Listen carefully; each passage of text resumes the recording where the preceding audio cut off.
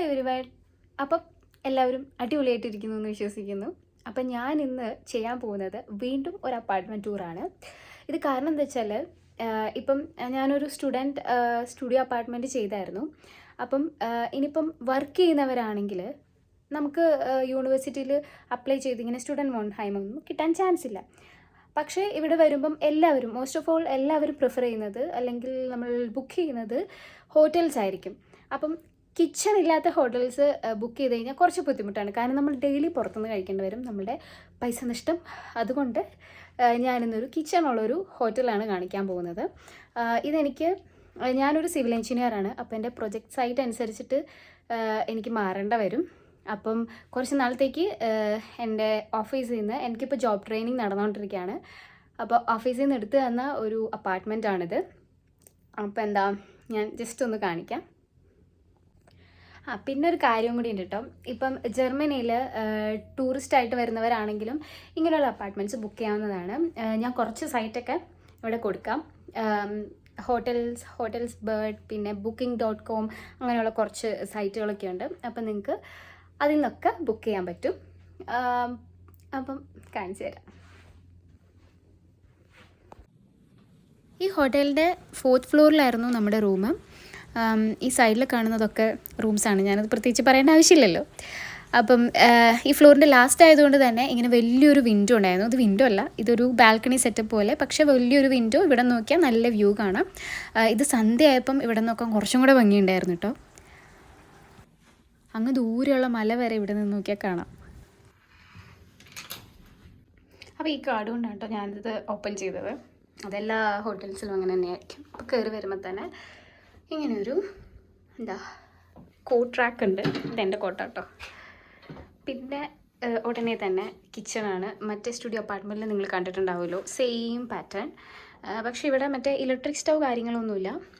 അതിന് പകരം ഒരു കോഫി മെഷീൻ, പിന്നെ കുറച്ച് കാപ്പിപ്പൊടി ഐറ്റംസ്, പിന്നെ 2 ഗ്ലാസ് ഉണ്ട്, അല്ല കപ്പുണ്ട്, കെറ്റിലുണ്ട്. പിന്നെ ഇവിടെയുള്ള കുറച്ച് സാധനങ്ങൾ ഞാൻ കാണിച്ചു തരാം. ഇത് ഏൾ ഗ്രേ എന്ന് പറഞ്ഞിട്ടുള്ള ഒരു ടീ പൗഡറാണ്. അതുപോലെ ഇത് ഒരു ഫ്രൂട്ട് ടീ, അതായത് നമ്മുടെ ഫ്രൂട്ട്സിൻ്റെ ടേസ്റ്റുള്ള ഒരു ടീ ബാഗാണ് കേട്ടോ. ഇത് നമുക്ക് ചൂടുവെള്ളത്തിൽ ഡയറക്റ്റ് ഇടാവുന്നതാണ്.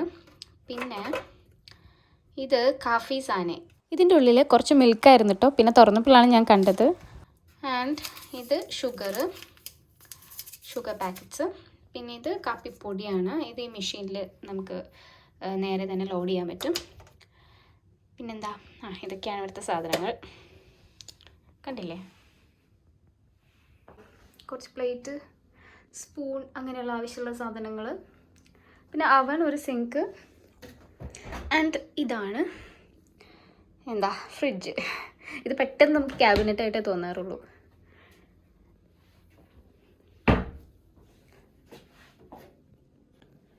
പിന്നെ ഇവിടെ ഒരു ഇതേപോലെ ഒരു ക്യാബിനറ്റ് ഉണ്ട്, ആവശ്യമുള്ള സാധനങ്ങളൊക്കെ വയ്ക്കാം. പിന്നെ ഇതിൻ്റെ അടിയിലൊരു സേഫ്, അതായത് ലോക്കർ ഉണ്ട്. നമുക്ക് പാറ്റേൺ സെറ്റ് ചെയ്തിട്ട്, കോഡ് സെറ്റ് ചെയ്തിട്ട് എന്തെങ്കിലും വില പിടിപ്പുള്ള സാധനങ്ങളൊക്കെ ഉണ്ടെങ്കിൽ ഇതിനകത്ത് അടച്ചു വയ്ക്കാം. And then here comes bathroom.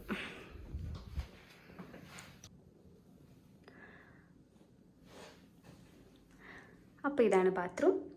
പിന്നെ പ്രത്യേകിച്ച് കാണിക്കാനൊന്നുമില്ലല്ലോ. ഇവിടെ വെറ്റ് ഏരിയ ആൻഡ് ഇവിടെ ഡ്രൈ ഏരിയ. ഹലോ.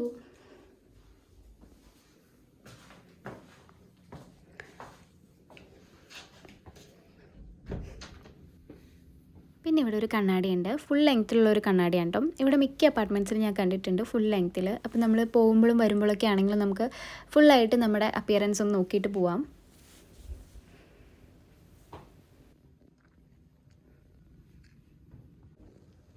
അപ്പോൾ ഇങ്ങനെയൊരു ചെറിയൊരു സോഫ ഉണ്ട്. ഇതെൻ്റെ ബാഗാണ് കേട്ടോ. ആൻഡ് ദെൻ ചെറിയൊരു ടേബിൾ, അതുപോലെ ചെയർ, പിന്നെ TV, ഒരു ലാമ്പ്, സാധാരണ എല്ലായിടത്തും ഉള്ള പോലെ കാര്യങ്ങളൊക്കെ തന്നെ. ഒരു ചെയർ ഉണ്ട് സെപ്പറേറ്റ്. പിന്നെ ഒരു ഡബിൾ ബെഡ്. പിന്നെ ഇത് വലിയൊരു വാൾ പെയിൻറ്റിംഗ് ആണ്. വാൾ പെയിൻറ്റിംഗ് ആണോ അല്ലെങ്കിൽ സ്റ്റിക്കർ പോലത്തെ എന്തെങ്കിലും ആണോ എന്ന് എനിക്ക് അല്ല കേട്ടോ, ഇത് ടൈലാണിത്. അപ്പോൾ ടൈലിൽ പ്രിൻ്റ് ചെയ്തിരിക്കുന്ന മോഡലാണ്. ഇതെനിക്ക് തോന്നണു, കറക്റ്റ് എന്താണെന്ന് എനിക്കറിയത്തില്ല. പണ്ട് കാലത്തെ ജർമ്മനിയുടെ ഒരു വാൾ പെയിൻറ്റിങ് പോലെ ഇരിക്കുന്നുണ്ട്.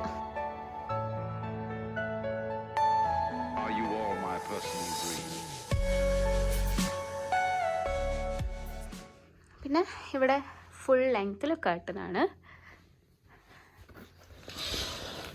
തുറന്നാൽ നല്ല അടിപൊളി സൈറ്റുണ്ട്, ഞാൻ നേരത്തെ കാണിച്ചു തന്നില്ലേ അതേപോലെ തന്നെ. ഇത് കണ്ടോ, ഇവിടെ ഇങ്ങനെ ബാൽക്കണി സെപ്പറേറ്റ് ഇല്ല,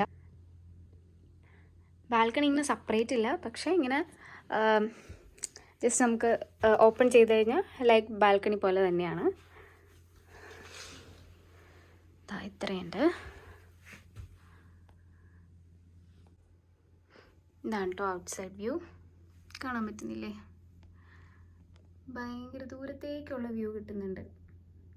എനിക്കിവിടെ നിന്ന് കാണുമ്പോൾ നല്ല ഭംഗി തോന്നുന്നുണ്ട്. നിങ്ങൾക്ക് എത്രത്തോളം മനസ്സിലാവുന്നുണ്ടെന്ന് എനിക്കറിയത്തില്ല, എന്നാലും നല്ല രസമുണ്ട് കാണാനായിട്ട്. പിന്നെ ഇപ്പോൾ ഓട്ടം സീസൺ വന്നു, ഏകദേശം സ്റ്റാർട്ട് ചെയ്തു. അതുകൊണ്ട് കണ്ടോ അവിടെയൊക്കെ ഇങ്ങനെ മഞ്ഞ ഇലകളൊക്കെ വന്നു തുടങ്ങി. ഇനി കുറച്ച് കഴിയുമ്പോൾ ഇത് മൊത്തം നല്ല കളർഫുൾ ഇലകളാവും. എനിക്കെന്തോ സ്പ്രിംഗ് സീസൺ ഉണ്ടായിരുന്നു. ഇവിടെ എല്ലാവർക്കും സ്പ്രിംഗ് സീസണാണ് ഭയങ്കര ഇഷ്ടം. പക്ഷേ എനിക്ക് ഈ ഓട്ടം സീസൺ ഭയങ്കര ഇഷ്ടമാണ്. എല്ലാ ഇലകളും ഇങ്ങനെ ചുമപ്പ മഞ്ഞയൊക്കെ ആയിക്കഴിയുമ്പം ഒരു പ്രത്യേക ഭംഗിയല്ലേ. അപ്പം ഇത്രയേ ഉള്ളൂ. ഇത് ഞാൻ ജസ്റ്റ് ഒന്ന് കാണിച്ചതാണ്. അപ്പം ജർമ്മനിയിലേക്ക് വിസിറ്റ് ചെയ്യാൻ വരുന്നവരൊക്കെ ഉണ്ടെങ്കിൽ കുറച്ച് ഐറ്റംസൊക്കെ വാങ്ങിച്ചു കഴിഞ്ഞാൽ നമുക്ക് ഫുഡിൻ്റെ റേറ്റൊക്കെ ലാഭിക്കാം. ഇങ്ങനൊരു ഹോട്ടലാണ് എടുക്കുന്നതെങ്കിൽ പിന്നെ നമുക്ക് പ്രീ ബുക്ക് ചെയ്യാം. അത് വലിയൊരു അഡ്വാൻറ്റേജാണ്.